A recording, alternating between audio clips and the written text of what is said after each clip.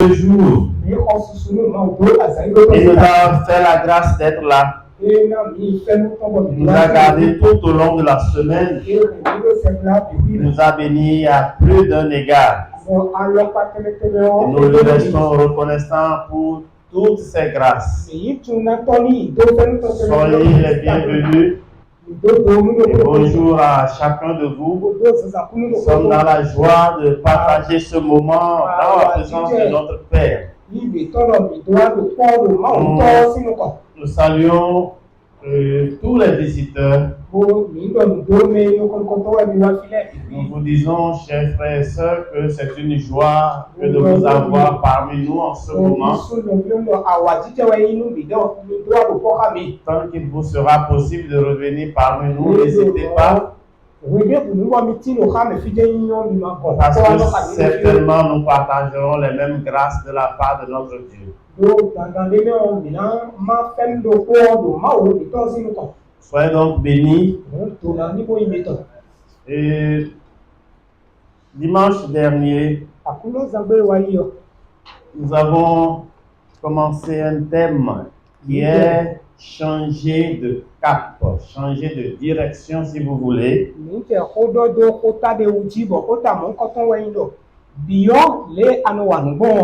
Et pour que nous changions de direction, nous avons dit qu'il faut mettre en jeu notre volonté.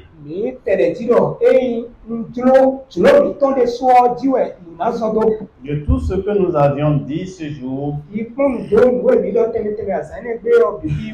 deux choses sont à retenir,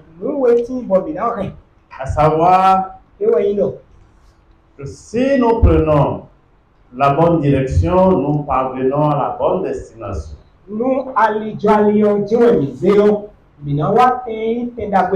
Si nous nous laissons conduire par la parole de Dieu, alors nous arriverons au bon endroit.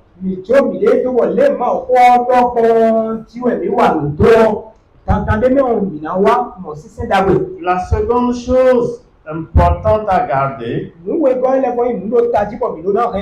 c'est que nous avions dit qu'on ne change jamais, on n'obtient jamais de bons et de meilleurs résultats et de nouveaux résultats avec les mêmes vieilles méthodes. Si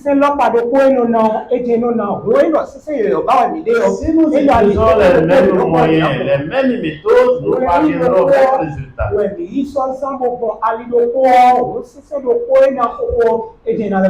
Voilà pourquoi nous devons nous aligner avec la chorale qui dit que la gloire éternelle est à Dieu, la gloire immortelle est à Dieu, mais pour que cette gloire soit notre partage, nous devons combattre au quotidien. Et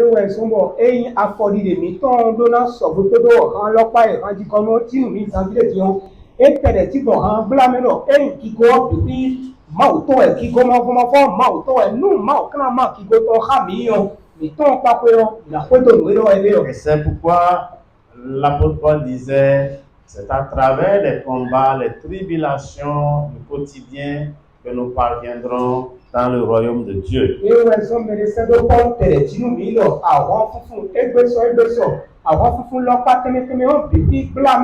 changer, c'est un combat dans la vie. Changer, c'est un combat dans la vie. Changer d'attitude, changer de parole, changer de pensée, c'est un combat qu'il faut vaincre. Donc, dans la suite de notre réflexion sur changer de cap,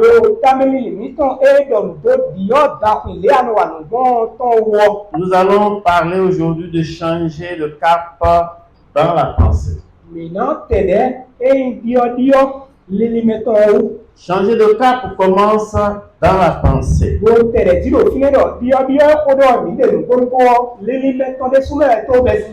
de gens demandent à Dieu de changer leur situation. Mais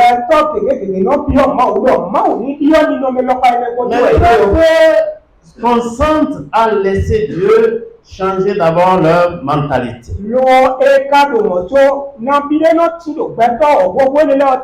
Alors que tant que notre mentalité ne change pas,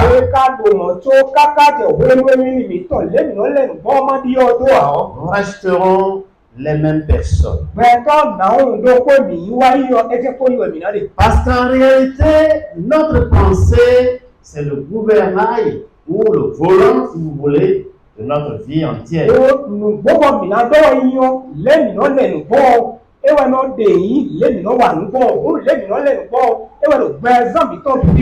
Aujourd'hui, frères et sœurs, Dieu ne nous parle pas de vitesse dans notre vie. Il nous parle plutôt de la direction intérieure, donc notre pensée, qui doit nous conduire à sa présence ou dans sa présence. Quand nous parlons de changer de cap dans notre façon de penser, dans notre mentalité, nous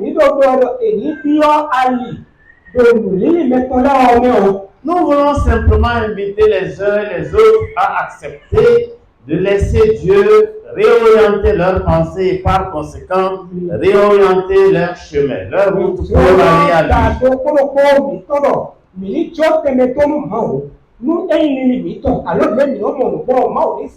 sommes au début d'une nouvelle année. Et nous pouvons dire que l'année est nouvelle, oui. Mais nos pensées sont vieilles. Il y a des gens qui ont entretenu des pensées depuis 5 ans, 10 ans, 20 ans, 30 ans en arrière. Même si nous sommes au début de l'année, nos pensées sont vieilles. Et comme nous l'avons dit dimanche dernier, le mois de janvier est particulier en ce que nous pouvons faire notre bilan de l'année qui vient de se refermer. Nous pouvons faire le bilan de l'année passée. Nous pouvons faire des projections également. Et nous pouvons prendre des décisions. Beaucoup parmi nous disent cette année sera différente. Cette année, je vais changer. Cette année, j'irai plus loin que l'année passée. Cette année, je ferai mieux. Mais,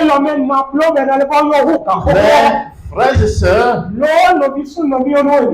toutes ces choses que nous voulons voir améliorer ne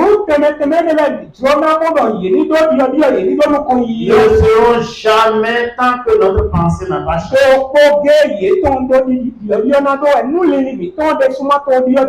Si vous chargez une voiture bien solide,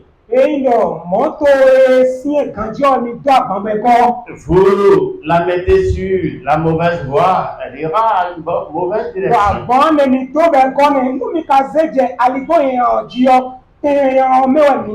Parce que comme nous l'avons dit tout à l'heure, la pensée c'est le guide de la vie. Changer de vie exige d'abord que nous changions de pensée. Le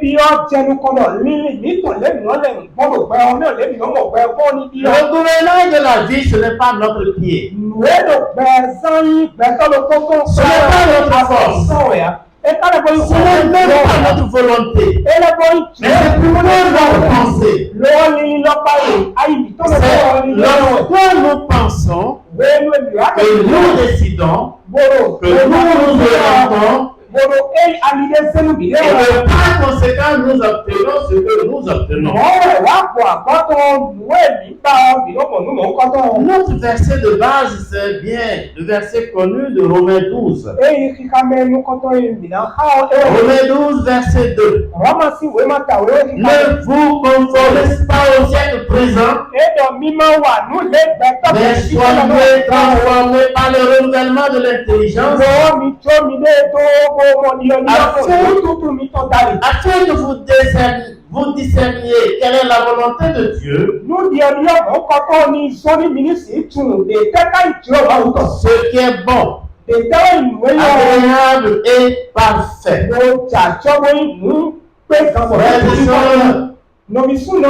première chose à remarquer, c'est que l'on ne vit jamais au-dessus de ce que l'on pense. On ne peut jamais vivre au-delà de sa pensée. Et cette vérité de Romains 12 révèle. Elle est très simple. Elle est déterminante pour la vie chrétienne. La Bible dit dans Proverbe 27, 23, verset 7, que l'homme est comme les pensées de son âme. Car il est comme les pensées de son âme. Autrement dit, frères et sœurs, la qualité de notre vie dépend de la qualité de notre pensée. Assez souvent, nous faisons attention à nos paroles, aux actions que nous posons. Faisons attention à nos habitudes. Mais nous faisons très peu attention à la façon dont nous pensons.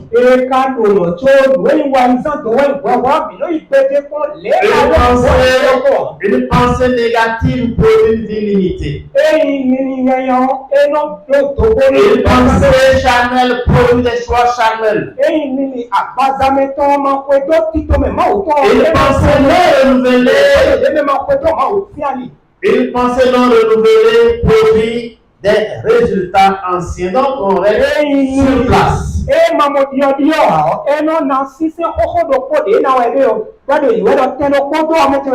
Imaginez qu'au début d'une saison de pluie,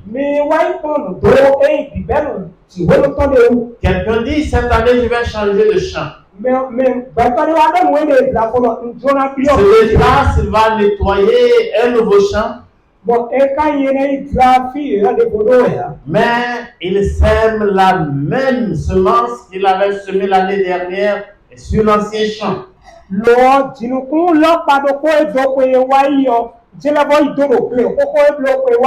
Il récoltera la même chose.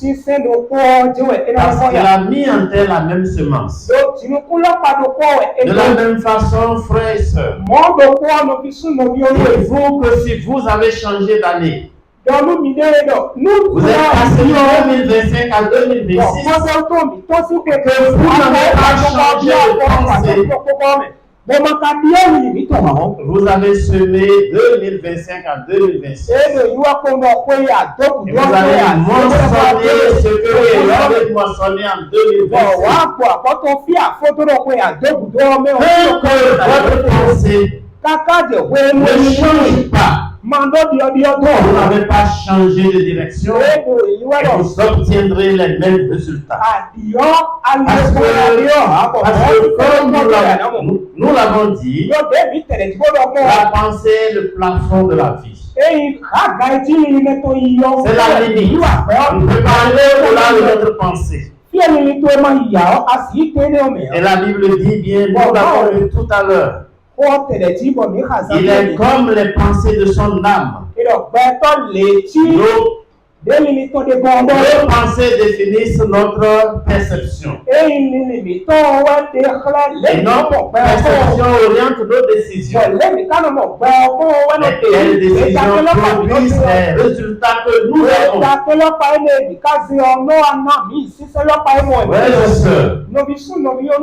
La vie ne dépasse jamais durablement la limite de nos pensées.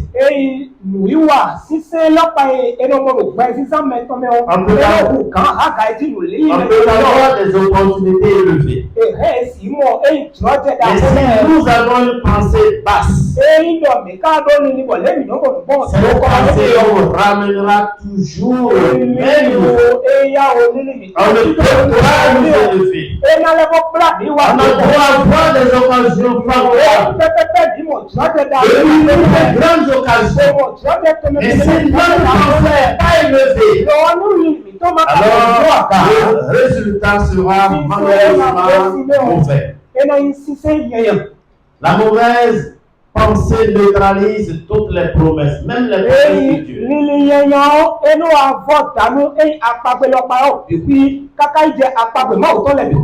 À l'école du dimanche, nous avons reçu dans ma classe que Dieu connaît les projets qu'il a formés pour nous. Et tant que notre pensée sera négative, cette pensée va neutraliser, va détruire totalement toutes les promesses que Dieu nous a faites.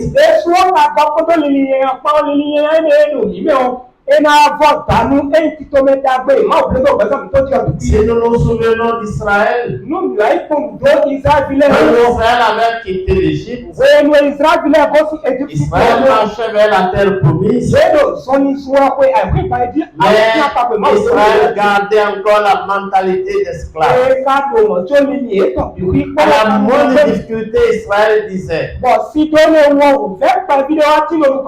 Aaron et toi Moïse, vous avez demandé de nous sortir d'Égypte. Nous préférions rester en Égypte et esclaves des Égyptiens, mais continuer à manger de la viande et à nous réjouir avec eux. La mentalité d'esclaves les suivait. La promesse que Dieu avait faite à Israël était une très grande promesse. Vous deviendrez libres de vos esclaves. Libres sur le plan physique. Libres sur le plan psychologique. Libre sur le plan spirituel. Et vous posséderez une terre en propre. Vous serez votre patrie. Vous vous installerez là. De très grandes promesses. Mais la mentalité d'Israël était petite. Au point où Israël a passé des années à un temps de désert.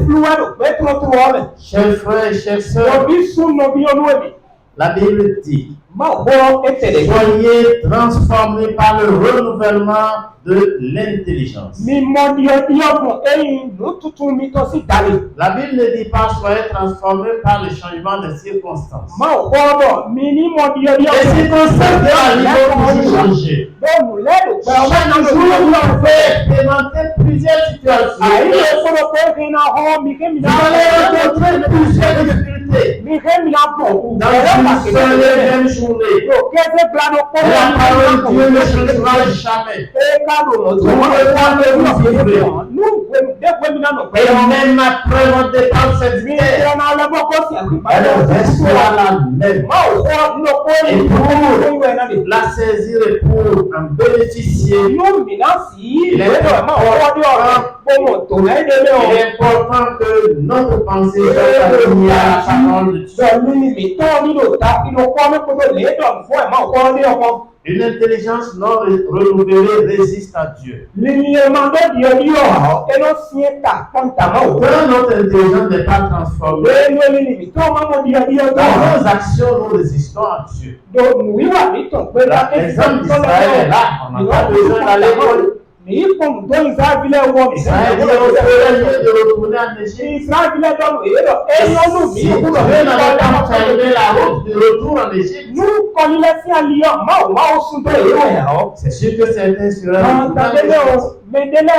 parce que leur intelligence était restée là. Ils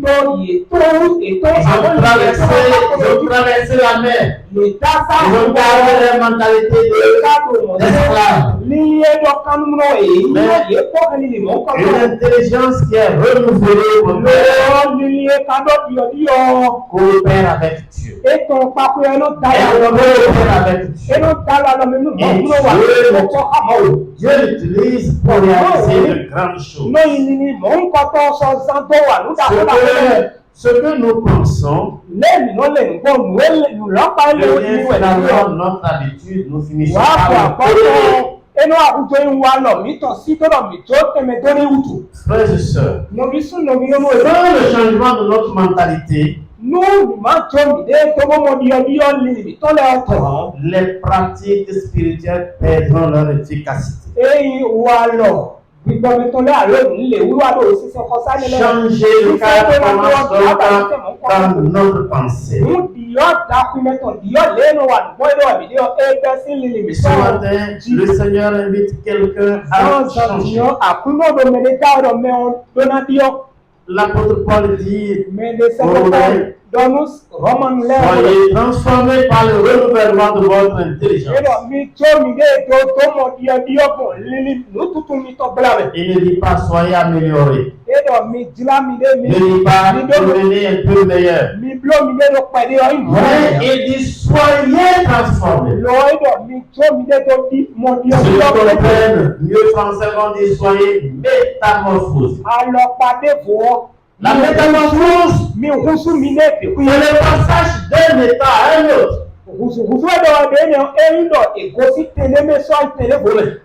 1% vient d'un œuf. Quand on a un œuf, on ne peut pas savoir quelle est la couleur du poussin qui va en sortir. Mais c'est le poussin sort de cet œuf. On va reconnaître la couleur de ce poussin. C'est ça la métamorphose. Dieu ne veut pas que nous changions un peu. Il ne veut pas que certains aspects seulement de notre vie changent. Il veut que nous soyons intégralement transformés. Prenons un véhicule qui roule. Lorsque nous voulons changer de cap, donc de direction, on ne s'arrête pas pour frapper les roues. On ne frappe pas les phares. Mais on tourne simplement le volant. Si vous voulez changer votre cœur, vos pensées. Mais si vous attaquez à de mauvais endroits de votre vie, vous resterez le même. Beaucoup de Dieu change leurs circonstances. Mais Dieu veut d'abord qu'ils changent leurs pensées. Pour que Dieu change vos circonstances. Pour que Dieu soit entré dans une nouvelle ère. Changez votre façon de penser. La Bible ne dit pas que Dieu veut réparer notre ancienne habitude, notre ancien monde. Non. Dieu veut créer quelque chose de nouveau. C'est pourquoi la Bible dit si quelqu'un a Christ, les nouvelles créations.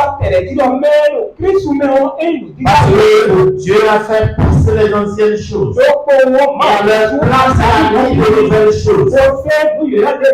Frères et sœurs, Dieu ne veut pas que vous soyez des chrétiens refaits, c'est-à-dire refaits, non.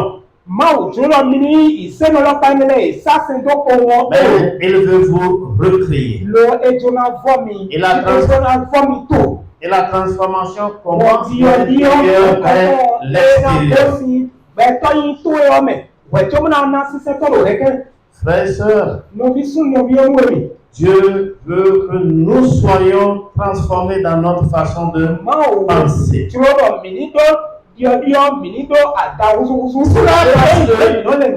Cela parce que la transformation de notre pensée nous ouvre un nouveau regard, nous donne un nouveau regard.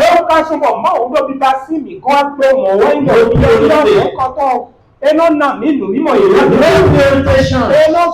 Nos réactions changent. Nos décisions changent par conséquent.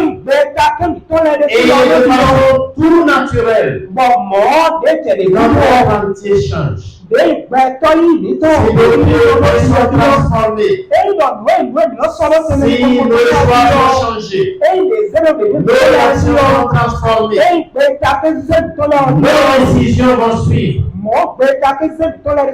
Et l'ensemble de notre être connaîtra un renouveau. Voilà ce que Dieu nous demande. Ce que Dieu nous demande de changer dans nos pensées. C'est premièrement la pensée que nous avons de Dieu. Ce que Dieu doit changer dans notre vie, dans notre pensée, c'est la pensée que nous avons de Dieu lui-même. Il faut reconnaître que certains, beaucoup alors, ont une image déformée de Dieu. Certains pensent que c'est un Dieu dur. Prêt à punir, prêt à détruire. D'autres pensent qu'il est lointain. On prie jour et nuit de secours. Mais il est droit parce qu'il est loin. Il se préoccupe pas de nous. Frères et sœurs, la parole de Dieu dit clairement dans le psaume 103, au verset 13, Dieu, comme un père a compassion de ses enfants, l'Éternel a compassion de ceux qui le craignent. Changez votre façon de voir Dieu. Dieu n'est pas un Dieu dur.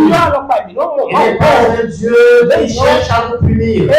Il n'est pas un Dieu retiré. Il est tout près de celui qui cherche. Il écoute et entend nos cris. Il a pitié de nous, il pleure parfois à notre place quand nous pleurons parce qu'il a dit il est avec nous. Frères et sœurs, changez le cap dans notre pensée. Ces pensées selon la parole de Dieu. Dieu ne nous a jamais dit qu'il allait nous détruire après nous avoir appelés au salut. Ce que Dieu veut voir changer aussi, c'est la façon dont nous voyons nous-mêmes. La pensée que nous avons de nous-mêmes. Éphésiens 4, 23 le dit ceci. Éphésiens 4, 23. Juste 23.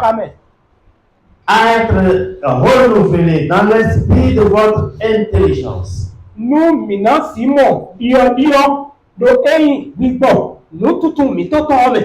Beaucoup vivent en dessous du niveau que Dieu veut qu'ils vivent. Dieu a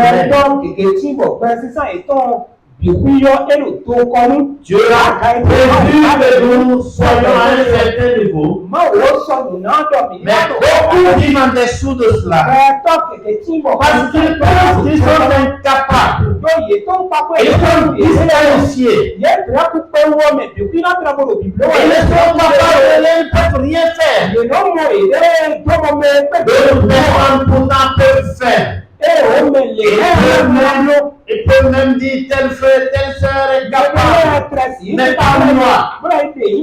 Rappelez-vous, frères et sœurs, Dieu dit aux Romains, précisément, nous sommes plus que vainqueurs. Romains 8, verset 37. Nous sommes plus que vainqueurs par celui qui nous a aimés. Si vous pouvez lire les versets qui précèdent ce verset 35, qui nous séparera de l'amour de Christ, sera la tribulation, ou l'angoisse, ou la persécution, ou la faim, ou la nudité, ou le péril, ou le Selon qu'il est écrit, c'est à cause de toi qu'on nous met à mort tous les jours. Et qu'on nous regarde comme des brebis destinées à la mort. Mais dans toutes ces choses, nous sommes plus que vainqueurs. Car celui qui nous a aimés, notre Rédempteur est vivant. Il est éternellement vivant. Il est fidèle. Toujours fidèle. Dans toutes nos circonstances, il veut être avec nous. Tant de frères et sœurs, tu te verras vaincu. Tu seras effectivement vaincu.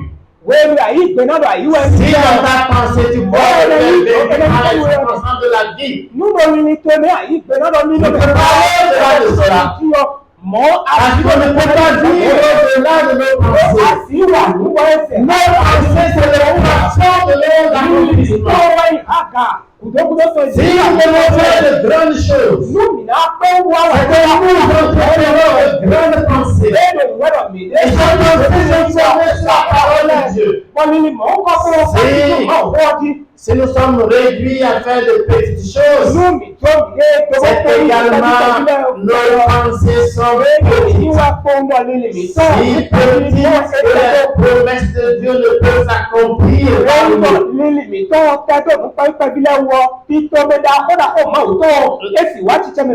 la troisième chose que Dieu nous appelle à changer, c'est la pensée que nous avons des temps et des saisons. La pensée que nous avons des temps et des saisons. Certains disent maintenant c'est trop tard. C'est trop tard. Ils diront c'est trop tard. Je vous entends, je vous comprends. Mais c'est trop tard. C'est trop tard par rapport à quoi? C'est trop tard par rapport à qui? Vous êtes en compétition avec qui? Quelles sont les circonstances de votre vie? Quel est le temps que vous passez sur la terre? Qui est le même du temps que vous passez sur la terre. Mais Dieu n'a pas dit qu'il met à votre vie. Pourquoi pensez-vous dites-vous que c'est trop tard? Frères et sœurs, permettez que la pensée que vous avez des saisons, des circonstances change. Rien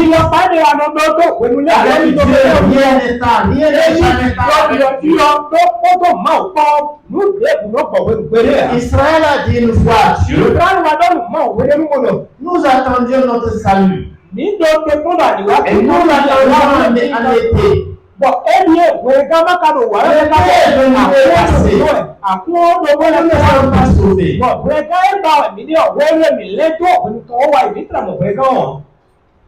Frères et sœurs, ne fixons aucun délai à Dieu. Dieu ne peut contenu dans le temps. C'est lui le maître du temps. C'est lui le maître du temps. Laissons-le libre d'agir dans notre vie. C'est trop tard. C'est une grosse erreur, un péché. Une hérésie, une abomination aux yeux de Dieu. D'autres vous diront, j'ai tout essayé, mais tout a échoué.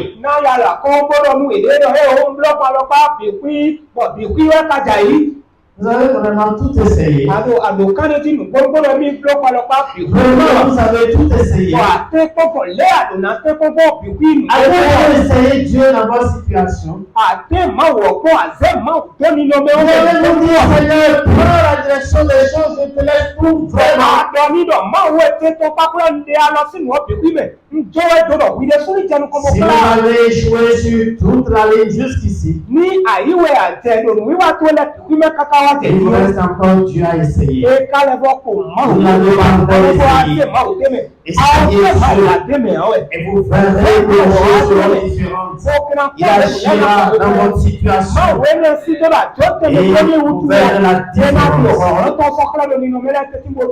Il y en a qui disent que rien ne change jamais dans la vie. C'est même leurs parents. Ils accusent leurs parents.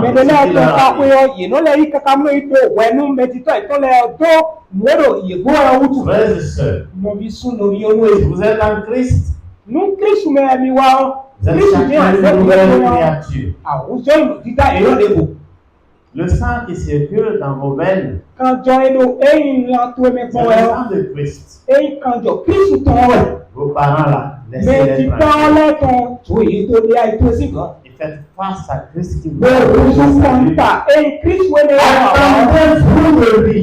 Attendez son seul secours. Que notre pensée change. La parole de Dieu dit. Dieu fait toutes choses belles en son temps.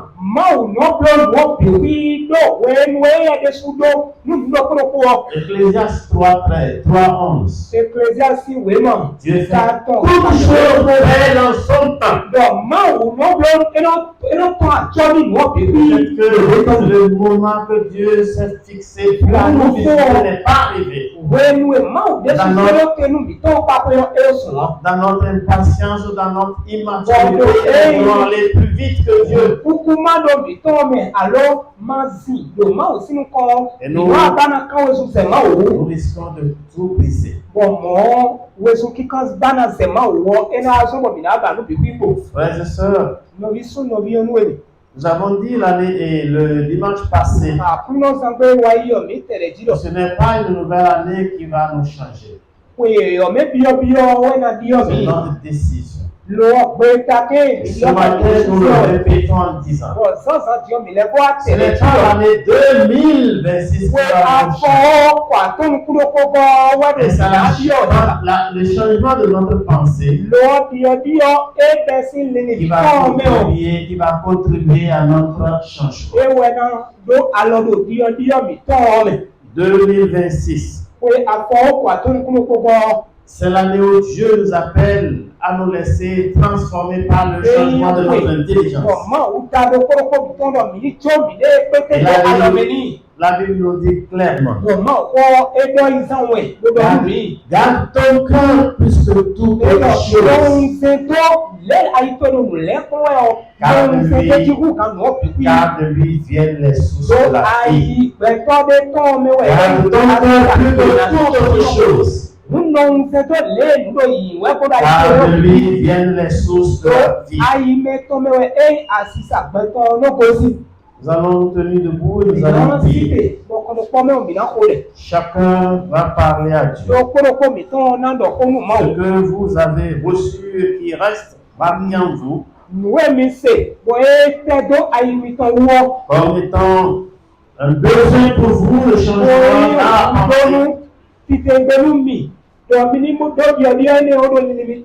demandez au Seigneur de vous visiter et de vous répondre favorablement.